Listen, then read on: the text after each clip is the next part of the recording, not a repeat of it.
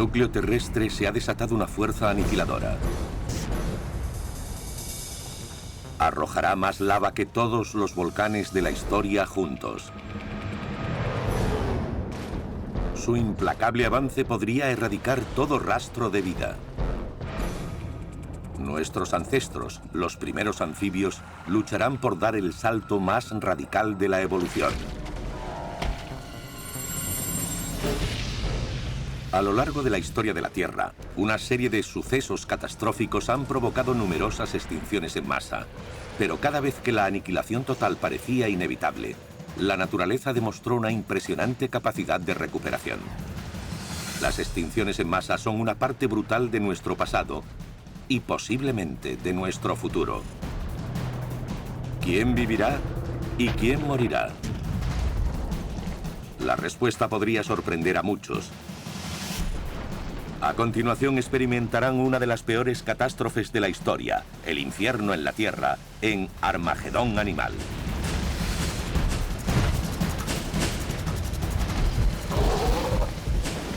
Armagedón Animal. Nuestra vida se basa en la muerte de otros. Leonardo da Vinci, siglo XVI.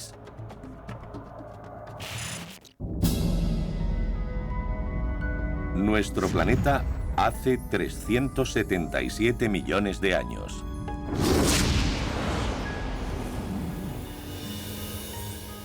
Estamos en el comienzo del llamado Período Devónico Superior, millones de años antes de la existencia de humanos e incluso de dinosaurios. Los animales prosperan en este mundo primitivo.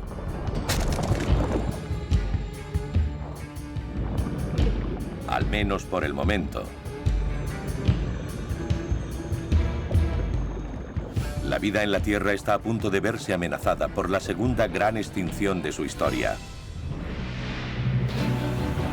Puede que la primera fuera provocada por la explosión de un rayo gamma.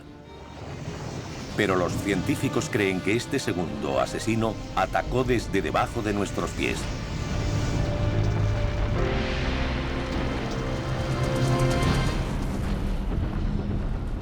Se denomina pluma del manto a un mar de magma que se abre paso hasta la superficie terrestre. Contiene 2.300.000 kilómetros cúbicos de roca líquida, suficiente para sumir al planeta entero en una espiral de muerte.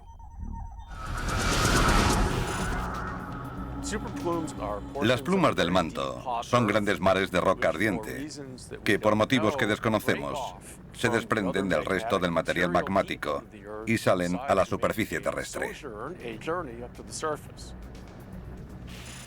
Hace más de 20 millones de años, una de las burbujas, de la que podríamos llamar la lámpara de lava de la Tierra, salió a la superficie desatando un infierno.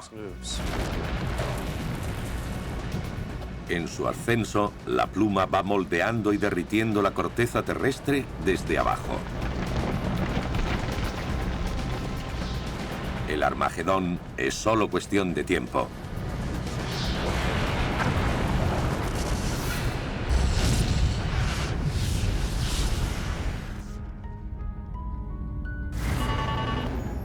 A la Tierra solo le quedan 24 horas. En este periodo el planeta es un mundo templado de islas tropicales en un mar interminable. Sudamérica, África y la Antártida forman un supercontinente en el Polo Sur. Los demás están divididos en una serie de enormes islas cerca del Ecuador.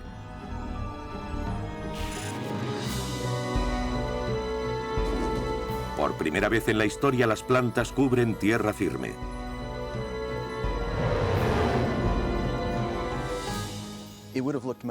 Tenían un aspecto muy distinto al de los bosques actuales. Probablemente eran húmedos, calurosos y bochornosos. Había helechos grandes como árboles, pero ninguno de ellos con flor. Las plantas con flores no existían aún en el Devónico. Las únicas criaturas que pueden encontrarse en estos bosques son insectos.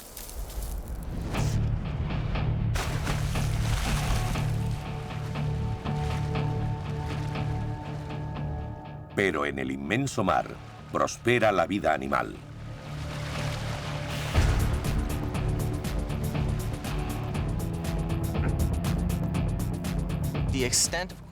La extensión de los corales en el periodo devónico era de 1 millón de kilómetros cuadrados, mientras que hoy en día es unas 10 veces inferior.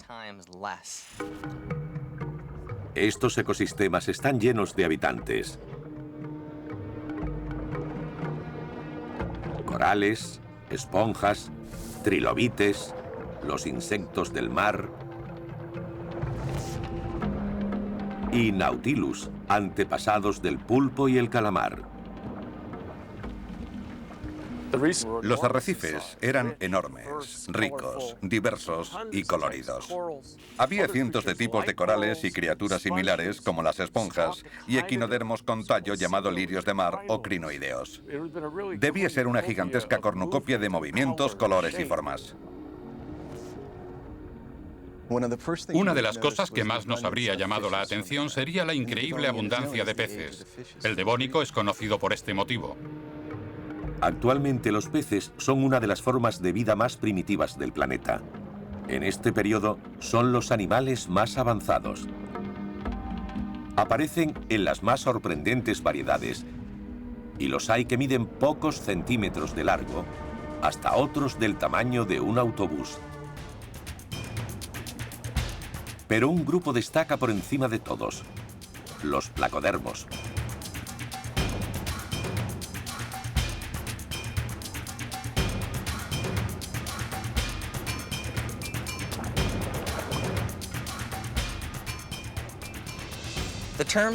El término placodermo se divide en placo, de placa, y dermo, que significa piel. Cuentan con una serie de placas óseas que le recubren la cabeza y el lomo.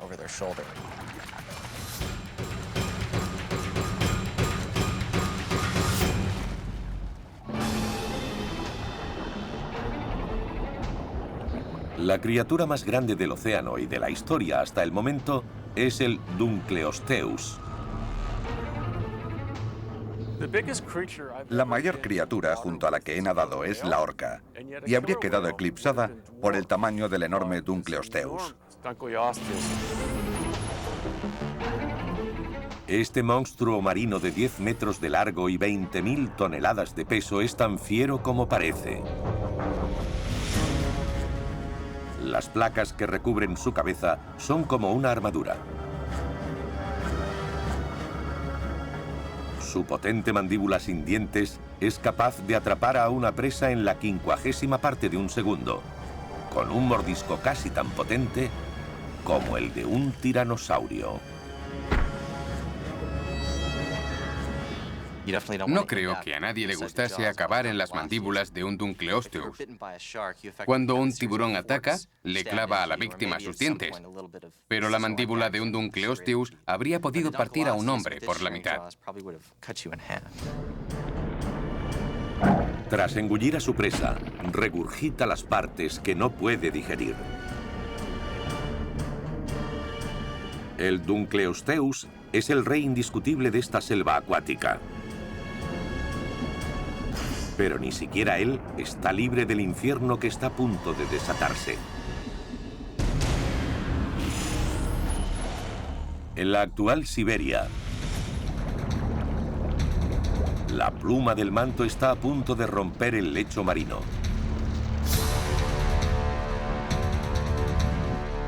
La vida en la Tierra cambiará para siempre.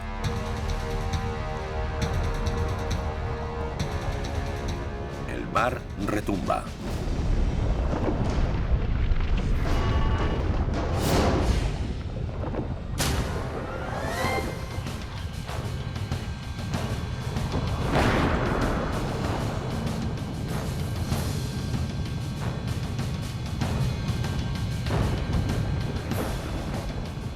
Fuertes chorros de gas caliente surgen del interior de la Tierra. Alrededor de las zonas de erupción hay columnas de agua caliente que ascienden a gran velocidad. Hace tanto calor que el agua que rodea la roca fundida empieza a hervir. De hecho, alcanza mayor temperatura que el agua hirviendo. La muerte es segura para millones de animales. Incluso el poderoso Dunkleosteus está perdido.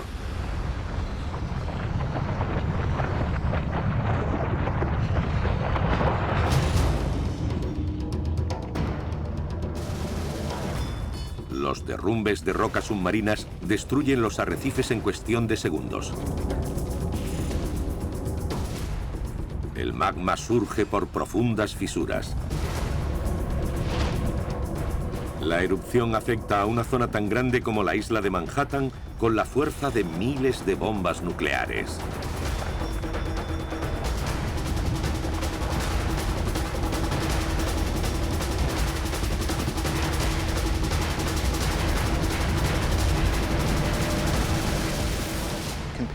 Si comparamos la pluma del manto con algo más familiar, como la erupción del monte Santa Elena, podemos decir que su magnitud fue mucho mayor que la de cualquier erupción catastrófica de nuestra historia.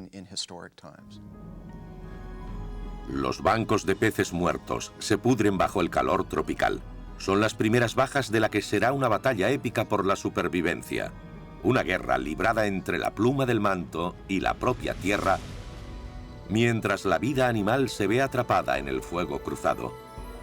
Se ha desatado el Armagedón. La Tierra nunca volverá a ser la misma.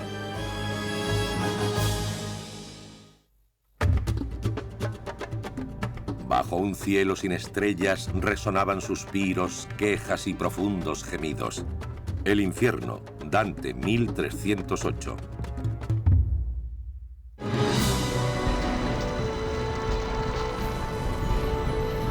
Hace 377 millones de años, un enemigo de las profundidades de la Tierra, la pluma del manto, arrasa nuestro planeta. Desastres como este han forjado el mundo tal como lo conocemos. Si estos cataclismos no hubiesen sucedido, la Tierra sería hoy muy diferente. En la zona cero, cerca de la actual Siberia, un próspero reino animal queda reducido a escombros.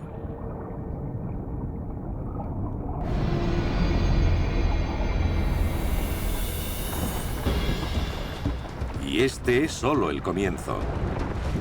El enemigo extiende un anillo de fuego de miles de kilómetros de diámetro. No solo se produjeron erupciones volcánicas y fluyeron ríos de lava, sino que además la actividad tectónica era muy fuerte, de modo que el fondo marino empezó a cambiar al quedar cubierto por una nueva capa de material volcánico.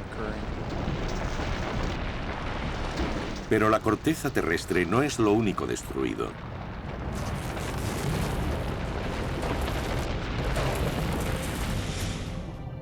La pluma del manto también envenena los mares.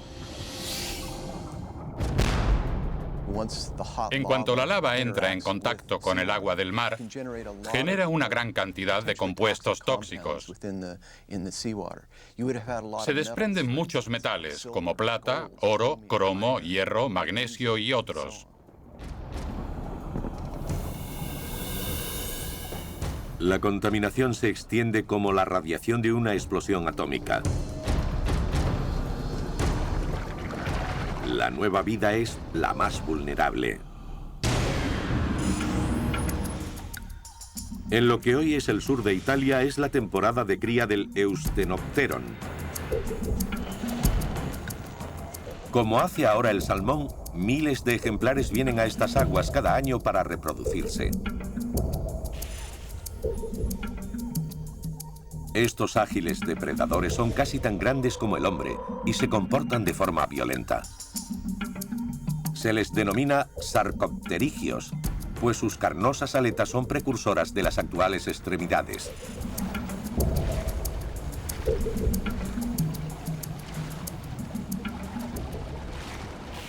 Los peces sarcopterigios del período devónico contaban con extremidades similares a las nuestras en lo que se refiere a su robustez. Durante la época de desove, Eusthenopterons de kilómetros a la redonda se reúnen aquí. Ignoran el desastre que ha acontecido. Lo único que tienen en mente es encontrar a su pareja ideal. Las hembras ponen los huevos y los machos los fertilizan. Pero en las aguas contaminadas, las larvas mueren rápidamente.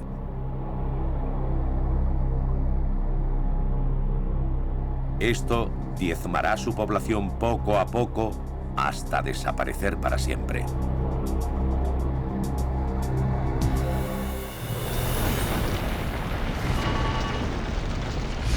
Han pasado 8000 años desde que comenzó el desastre. Un simple parpadeo en el nuevo periodo de extinción en masa. Los océanos están atrapados en una lucha a vida o muerte, pero esta última lleva ventaja. El enemigo ha liberado miles de millones de metros cúbicos de gases tóxicos, en su mayoría dióxido de carbono. Poco a poco, el aire se va enrareciendo debido a los gases de efecto invernadero.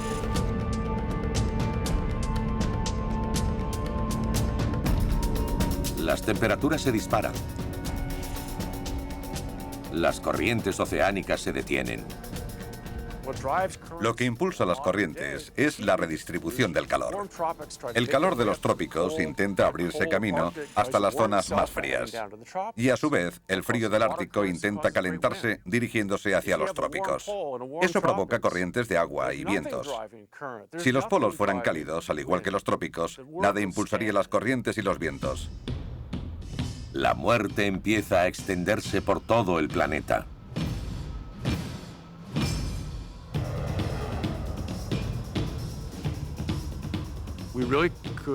Sabemos que la temperatura subió mucho y rápidamente. El mar alcanza los 32 grados centígrados en el Ecuador, lo que supone un aumento de 20 grados. El mar se muere. Estamos hablando de temperaturas elevadas, muy por encima del nivel de supervivencia de los arrecifes. Estos prosperaron en aguas mucho más frías. Parece que la Madre Tierra está perdiendo la guerra. Y si eso llega a suceder, jamás podrá darse el mayor salto evolutivo de todos: la transición del mar a la tierra.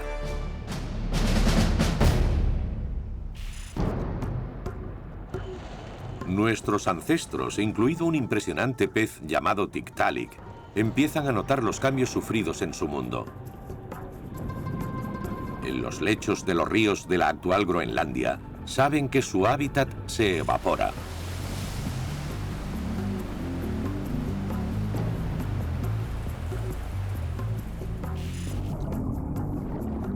Pero cuentan con una defensa. Una capacidad de adaptación revolucionaria que podría ayudarlos a sobrevivir al apocalipsis. Sintiendo el peligro, estos ejemplares se disponen a emprender un largo viaje. Pero su éxodo los lleva a donde ningún otro animal acuático ha llegado antes: fuera del agua. Sus primitivos pulmones entran en acción. Los huesos de sus aletas les permiten caminar por tierra firme. Esta impresionante criatura es el primer vertebrado en caminar por la tierra. Es la ventaja que necesitan para sobrevivir a una odisea que durará miles de años.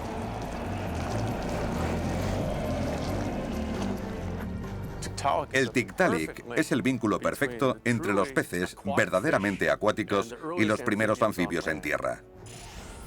Se trata de un pez que evoluciona hacia una condición tetrápoda. En sus 4 patas vemos por primera vez cómo los huesos evolucionarán para convertirse en húmeros y radios. Así que el Tiktaalik es el gran descubrimiento de la historia de la paleontología por muchos motivos.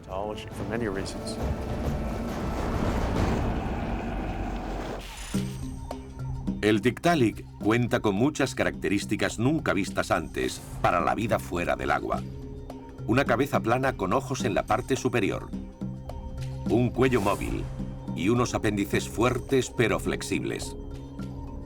Uno de los rasgos más alucinantes del Tiktaalik es que cuenta con una serie de huesos en la garganta que en los peces modernos soporta unos filamentos de las agallas para permitir la respiración a través de ellas. Así que, al igual que los peces modernos que respiran mediante pulmones, como el esturión o el salmón, y una gran variedad de formas de vida, el Tiktaalik contaba con dos tipos de respiración, mediante agallas y pulmones. Pero ante la inminente extinción en masa, la supervivencia del Tiktaalik no está asegurada. El calentamiento global los obligará a moverse continuamente en busca de un hogar estable en el que alimentarse, reproducirse y criar a su descendencia. Debía ser una gran ventaja para cualquier pez del Devónico poder pasar de una charca a punto de secarse a otra en mejores condiciones. Los verdaderos insectos estaban en tierra firme: escorpiones, ciempiés, milpiés y muchos otros. Así que probablemente los peces que intentaron pasar de una charca a otra se dieron cuenta por el camino de la cantidad de alimento que había en la superficie. Por lo tanto, salir del agua no solo era una buena oportunidad de refugiarse y de reproducirse, sino también de encontrar una nueva fuente de alimento. Puede que los Tiktaaliks hayan encontrado una fuerza motriz en este mundo cambiante. Pero están al borde de la extinción.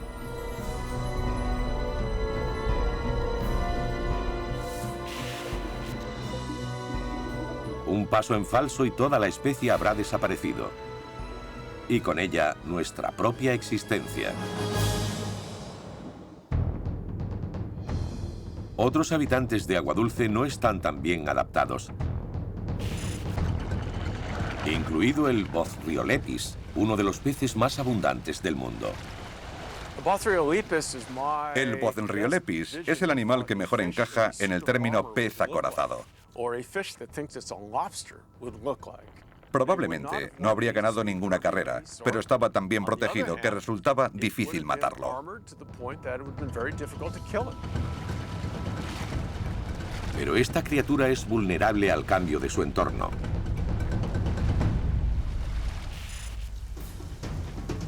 Cada verano, colosales monzones inundan los ríos y arroyos en los que habitan. Pero el agua se evapora rápidamente. Este implacable ciclo ha devastado su hábitat. Los Bothriolepis y cientos de animales más quedan atrapados en el barro, agonizando bajo el ardiente sol.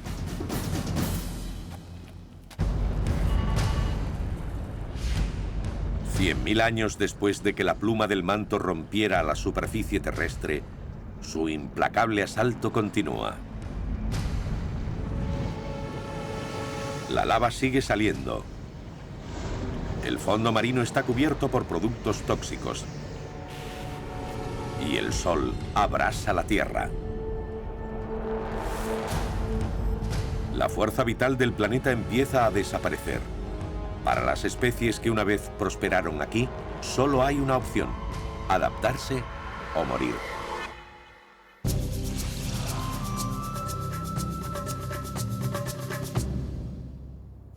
¿Cómo sabemos tanto sobre los Tiktaaliks? El primer fósil de Tiktaalik fue encontrado en la isla de Ellesmere, en Canadá, en 2004. Los científicos se preguntaban si este pez tan extraño consiguió caminar por tierra firme. No era algo fácil de determinar. Los fósiles de su esqueleto se conservaban parcialmente y no aparecían rastros de tejidos blandos, como ligamentos o músculos. Eso supone un problema difícil de resolver para los científicos.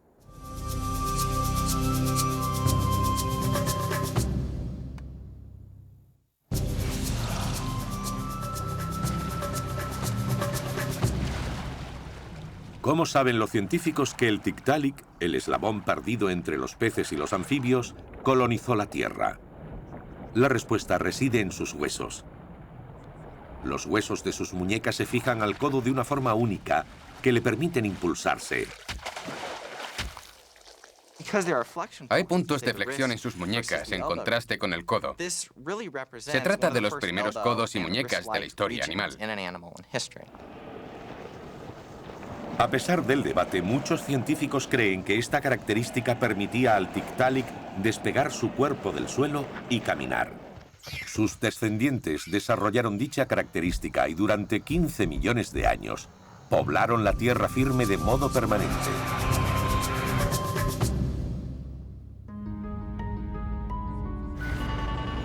$250.000 años después de que nuestro planeta fuese atacado desde su interior, la muerte va ganando la guerra contra la vida.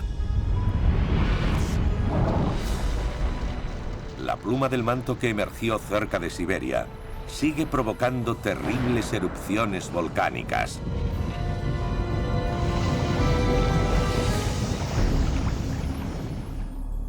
Y justo cuando parecía que nada podía empeorar, un nuevo y sorprendente asesino se une a la batalla: la flora. Tenían todos los elementos necesarios: un paisaje vacío que ocupar, agua, dióxido de carbono en abundancia y la luz del sol. La vegetación crece sin medida. Miles de años de hojas caídas se pudren en el suelo del bosque. La primera capa vegetal de la historia. Antes de que esta capa cubriera la tierra, el suelo era una especie de lecho de roca. Pero en el momento en el que arraigaron árboles y plantas, se aceleró el proceso de formación del mantillo. Pero lo que nutre a las plantas mata al océano.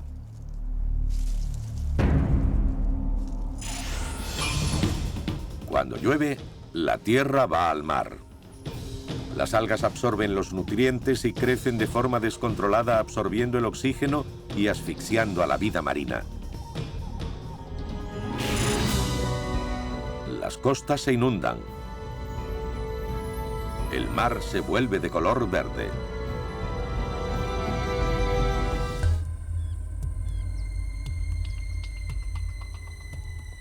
Las pruebas directas de estas terribles condiciones quedan preservadas en el lecho de roca del período devónico.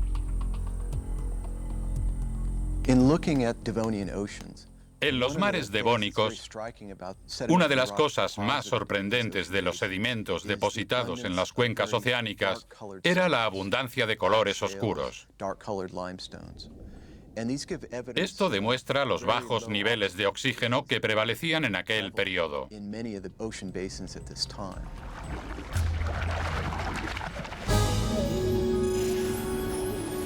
Justo al norte del Ecuador, en el actual Marruecos, el fondo marino se convierte en una tumba solitaria.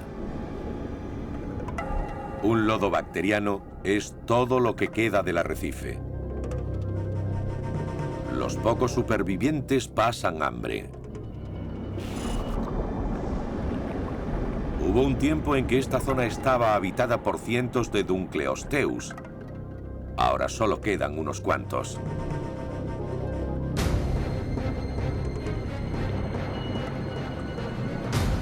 A medida que se acentúa la hambruna, su apetito insaciable los empuja al canibalismo. Es un espectáculo terrible. Dos bestias hambrientas, tan grandes como autobuses, intentando matarse una a la otra.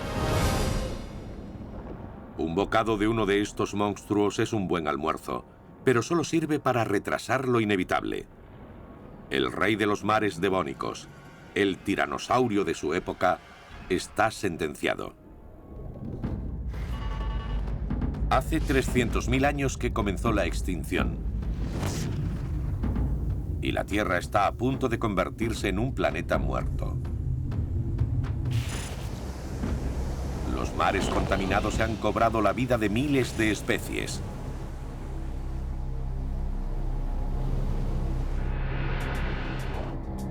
La llama del antes floreciente reino animal se debilita a las puertas de la aniquilación total. Pero unas cuantas criaturas han encontrado formas sorprendentes de sobrevivir. En la actual Australia, un animal llamado Mater piscis capea el temporal. A pesar de que estos peces son lo suficientemente pequeños como para caber dentro de nuestras manos, son capaces de aplastar la concha de un molusco con sus potentes mandíbulas. Pero no son sus hábitos alimentarios los que los hacen tan especiales. El Materpiscis, que significa pez madre, es el primer animal conocido que da a luz a una cría viva. En 2005, un fósil de Materpiscis fue encontrado en Australia con el esqueleto de un pez diminuto en su abdomen. Los científicos se dieron cuenta de que tenía que ser su cría. Hay embriones fosilizados de crías sin nacer en estos especímenes. Y no se sitúan en lo que podríamos llamar su estómago, sino mucho más adelante, en la parte delantera del animal. Se trata de una adaptación crítica. Protegiendo a sus crías en el interior de sus cuerpos, las hembras de Materpiscis las ayudan a sobrevivir hasta la edad adulta. Un instinto maternal nacido del Armagedón. ¿Pero será suficiente?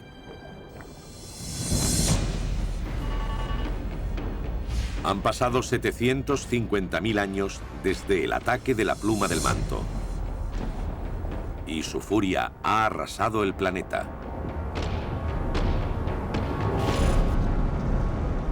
Pero ahora adopta una nueva táctica. Hasta este momento las erupciones se habían limitado al mar.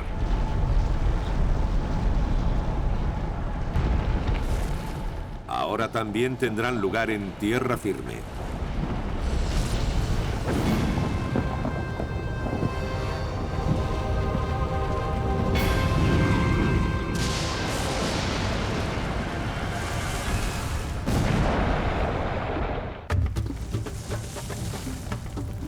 La única congruencia de la vida es la muerte. Philip James Bailey, siglo XIX.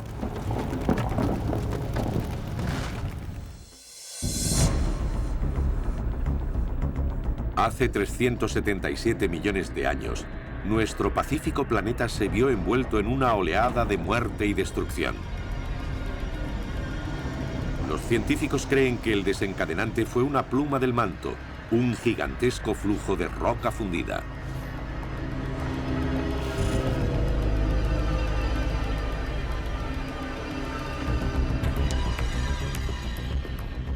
Durante miles de años, terribles erupciones volcánicas han envenenado las aguas, contaminado los cielos y casi erradicado la vida. Aún así, la guerra continúa. Un gigantesco volcán reúne fuerzas y por primera vez entrará en erupción en tierra firme. La vida se encuentra al borde de la extinción.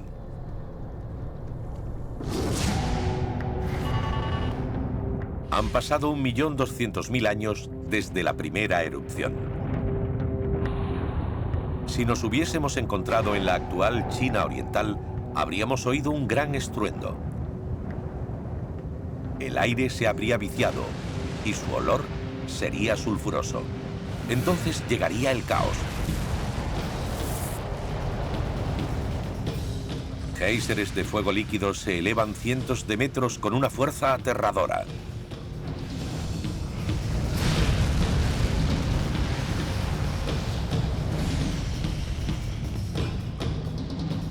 Las cenizas cubren el cielo, formando una nube asfixiante. El planeta se vuelve del revés. Se desata el infierno en la Tierra.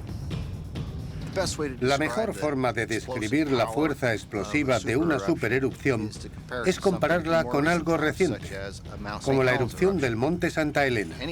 Una supererupción es cientos o miles de veces más potente que la de Santa Elena en 1980.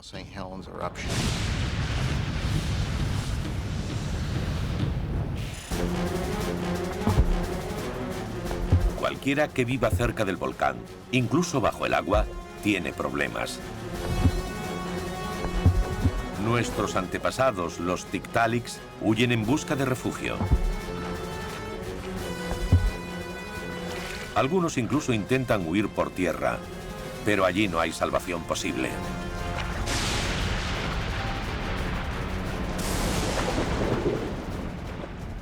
Columnas de ceniza de hasta 40 o 50 kilómetros de altura penetran en la estratosfera. Asociadas a ellas van los flujos piroclásticos o ríos de roca fundida, a unos 300 o 400 grados de temperatura que avanzan a una velocidad de entre 160 y 300 kilómetros hora. Por supuesto, todo ello aniquilaría a cualquier ser vivo de las inmediaciones.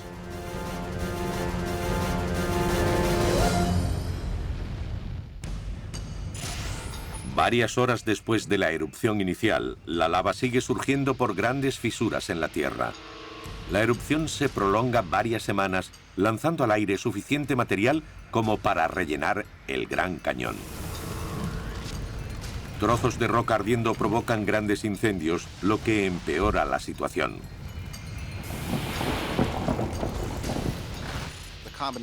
La combinación de gases volcánicos y ceniza debió darle al cielo tonos naranjas y rojos, a la vez que el velo de ceniza disminuyó el paso de la luz del sol. Sus efectos se sienten en todo el planeta.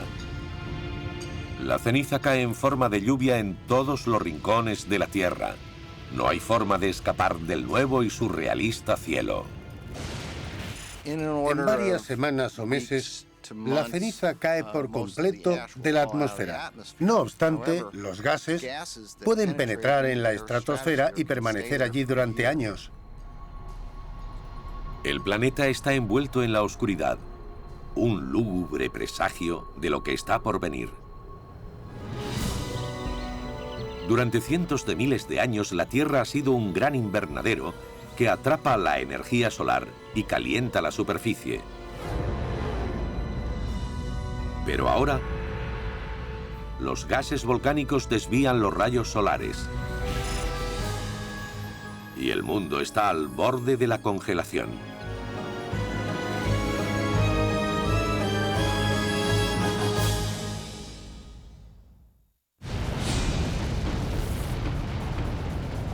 $1,2 millones de años después de que una pluma del manto arrasara la Tierra,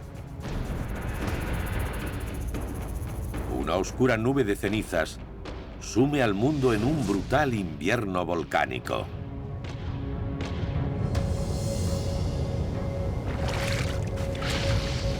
Para la vida en la Tierra, este es el último acto. La temperatura del océano baja de 32 a 21 grados centígrados. Cualquier huevo en aguas poco profundas muere al instante.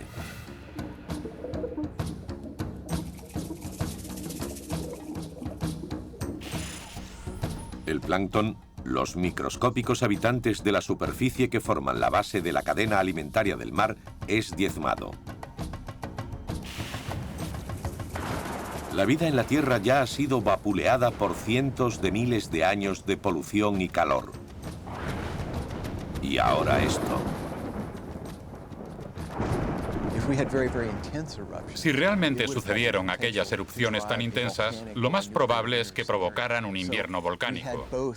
Si eso fue así, el calentamiento global se vio interrumpido por otro periodo de frío extremo. En el fondo de un río poco profundo de Groenlandia, nuestros antepasados, los Tiktaaliks, luchan por sobrevivir. Su capacidad de migrar a tierra les otorga una ventaja crucial. Pero esta nueva forma de supervivencia cuenta con un enemigo. La primera nevada en cientos de miles de años. De repente empieza a nevar.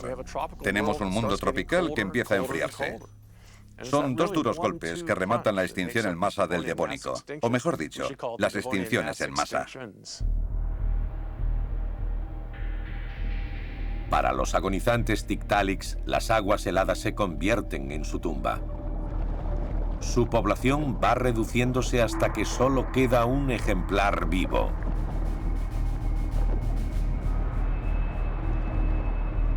Y al final, la especie desaparece para siempre.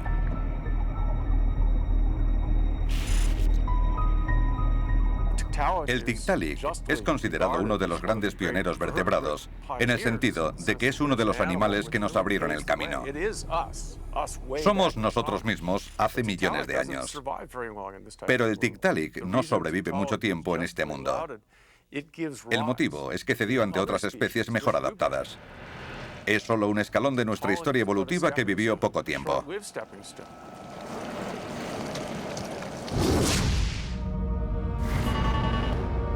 Han pasado 1,5 millones de años desde que comenzó la extinción. El invierno volcánico termina y la pluma del manto se consume. Pero el mundo nunca volverá a ser el mismo. Al menos el 70% de las especies han desaparecido. Los océanos, antiguos caleidoscopios de vida y energía, son ahora grises y vacíos. Para nosotros es fácil caer en el error de que la extinción en masa solo afecta a los animales de gran tamaño, pero en realidad suelen sufrir más los pequeños.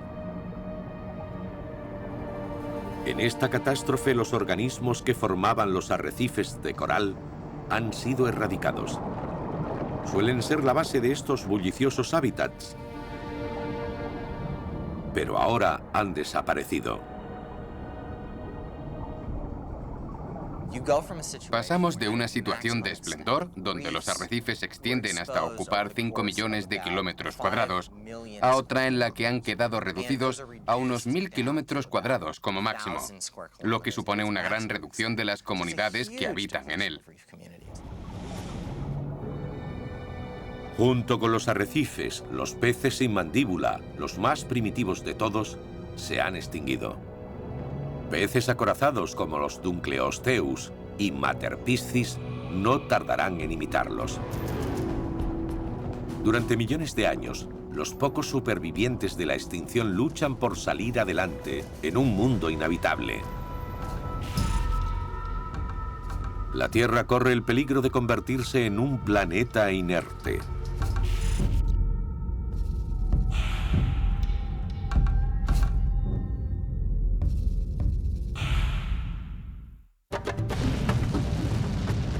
La naturaleza no hace nada en vano. Aristóteles, siglo IV a.C. La extinción en masa ha dejado a la madre tierra débil, arrasada y casi muerta. Si pudiéramos viajar a este extraño mundo, apenas encontraríamos rastro de vida. Ahora comienza una larga recuperación. Durante millones de años parece que se hubiera estancado la evolución. La vida animal lucha para prosperar.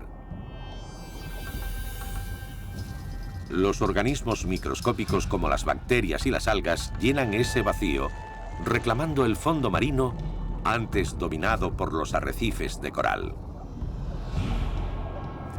Es muy parecido al precámbrico antes de que existieran los animales. Hay pocos ejemplares y tienen que luchar contra los microbios por recuperar su territorio, porque estos lo controlaban antes que ellos. El hecho de que la Tierra vuelva a ser un mundo bacteriano o continúe siendo animal pende de un hilo.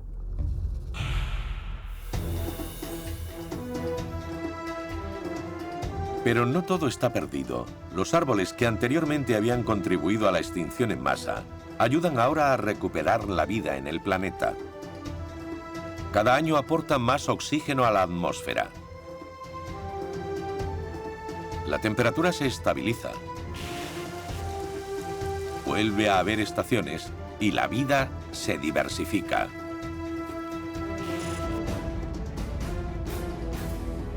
Los pantanos de esta época se convierten en incubadoras para el nuevo salto evolutivo, uno en el que los humanos tenemos un interés especial. Han pasado 10 millones de años desde el ataque de la pluma del manto. En un pantano poco profundo de la actual Pensilvania, un banco de Boreolepis buscan comida. Este extraño pez es uno de los pocos que han tenido la suerte de sobrevivir. Vivía en muchos hábitats diferentes por todo el mundo, lo que aumentó sus posibilidades de supervivencia. Pero no son conscientes de que un ágil depredador los tiene en su punto de mira. Parece un Tiktaalik, pero estos se extinguieron. De hecho, es uno de sus descendientes, un eslabón esencial para la evolución del ser humano. El Ictiostega, de 1,5 metros de longitud. El Ictiostega es muy interesante, en el sentido de que este animal representa uno de los primeros casos documentados del registro fósil de un vertebrado con dedos reconocibles en sus extremidades. Se desconoce cómo eran sus patas delanteras, pero las traseras han sido muy estudiadas y, sorprendentemente, no tenían 5 dedos, sino 7. Su antepasado, el Tiktaalik, utilizaba tanto las agallas como los pulmones para respirar. El Ictiostega solo usa los pulmones. Una robusta caja torácica sostiene su cuerpo fuera del agua, aliviando la presión de sus pulmones. Eso significa que el Ictiostega puede inspirar más profundamente que el Tiktaalik. Como las actuales ballenas y delfines, coge aire en la superficie antes de lanzarse al ataque. Si pensamos en ello, en un pantano lleno de vegetación, ramas y palos, las patas pueden ser muy útiles. Podría impulsarse con las ramas y las hojas. Son muy útiles como apéndices submarinos. Pero el Ictiostega se siente tan cómodo en el agua como fuera de ella. El Ictiostega podía salir del agua. Aún se debate sobre si lo hacía elevándose sobre sus patas o arrastrándose. No sabemos cuánta fuerza tenía en los hombros y en los antebrazos. Lo cierto es que es el ancestro de los animales que sí podían sujetarse sobre sus patas. Son los primeros anfibios verdaderos. De las cenizas de uno de los desastres más terribles de la Tierra, la vida resurge de forma extraordinaria, alcanzando un nuevo hito evolutivo.